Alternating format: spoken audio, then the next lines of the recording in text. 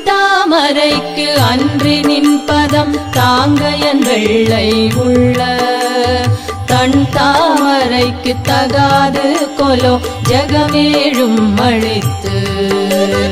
உண்டான் உறங்க ஒழித்தான் பித்தாக உண்டாக்கும் வண்ணம் கண்டான் சுவை கொள் கரும்பே சகல கலாவல்லியே சகல கலாவல்லியே நாயகியே ஆயக்கலைகள்